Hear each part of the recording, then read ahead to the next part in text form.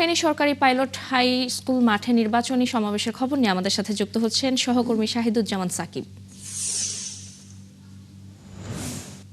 সাকিব, আমরা জানতে পেরেছি ইতোমধ্যে জামায়াতের আমির ডাক্তার শফিকুর রহমান সেখানে পৌঁছে গেছেন এবং সেখানে কি পরিস্থিতি দেখছেন, জনসভা শুরু হয়েছে কিনা? আমার সম্মানিত সর্বস্তরের ফেনীবাসী, আসসালামু আলাইকুম ওয়া রাহমাতুল্লাহি ওয়া বারাকাতুহু। মারজানা, সকাল থেকেই জনসভা চলছিল। ইতিমধ্যেই জামায়াতের আমির ডাক্তার শফিকুর রহমান তিনি এই জনসভায় এসে যোগ দিয়েছেন। তিনি যোগ দেওয়ার আগেই কিন্তু এই ফেনী জেলা জামায়াতের যারা নেতৃবৃন্দ রয়েছেন এবং 11 দলীয় ঐক্যজোটের যারা নেতৃবৃন্দ রয়েছেন তারা বক্তব্য রাখছিলেন।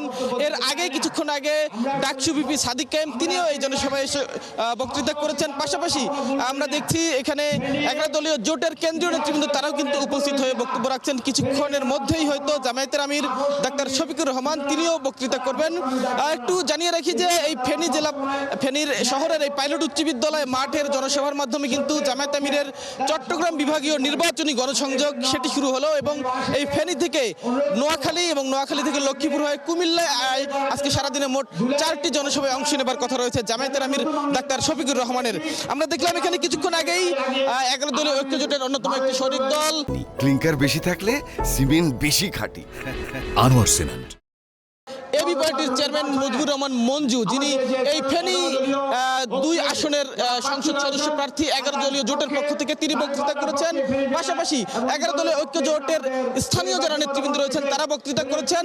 এখানে কিছুক্ষণের মধ্যে হয়তো জামায়াতের আমির তিনি কথা বলবেন। অন্যান্য জেলাগুলোতে সফর করে নির্বাচনী গণসংযোগ করে দাঁড়িপাল্লা এবং 11 দলীয় ঐক্য জোটের পক্ষে ভোট চাওয়ার পাশাপাশি জামায়াত আমির যে প্রতিশ্রুতিগুলো দিচ্ছিলেন এখানে হয়তো তেমন কোনো প্রতিশ্রুতি তিনি দেবেন এবং এই ফেনী জেলার বিভিন্ন সমস্যা সম্ভাবনা নিয়ে তিনি হয়তো কথা বলবেন। আমরা রয়েছি, তিনি বক্তৃতা দিলে সেসব আমরা জানতে পারবো।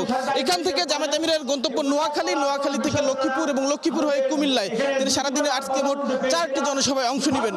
আমরা বিগত দিনের যে জনসভাগুলো নির্বাচনী গণসংযোগগুলো সেগুলোতে দেখছিলাম জামায়াত আমির স্থানীয় সমস্যা সম্ভাবনাগুলো নিয়ে কথা বলবার পাশাপাশি জাতীয় রাজনীতিগুলো নিয়ে তারা কিন্তু কথা বলছিলেন। পাশাপাশি প্রতিদ্বন্দ্বী যে রাজনৈতিক দলগুলো রয়েছে সেই রাজনৈতিক দলগুলোর সমালোচনাও কিন্তু আমরা জামায়াতের নেতৃবৃন্দ তথা জামায়াতের আমিরের মুখ থেকে আমরা শুনছিলাম।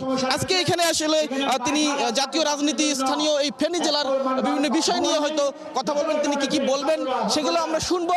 ফেনী জেলার মানুষ আজকে অপেক্ষা করছেন যে জামায়াত আমির তাদের আগামী দিনে জামায়াত যদি রাষ্ট্র ক্ষমতায় যেতে পারে তাহলে এই জেলার জন্য কি করবেন, এই জেলার মানুষের জন্য কি করবেন সেসব শুনবার জন্য কিন্তু তারা অপেক্ষা করছেন। পাশাপাশি যারা নেতৃবৃন্দ রয়েছেন তারাও অপেক্ষা করছেন যে আজকের এই জনসভার পর জামায়াত এবং 11 দলীয় ঐক্য জোট এই ফেনী জেলার 3টি নির্বাচনী আসনে আরো সক্রিয়ভাবে ঐক্যবদ্ধভাবে কাজ করতে পারবেন বলে তারা মনে করছেন।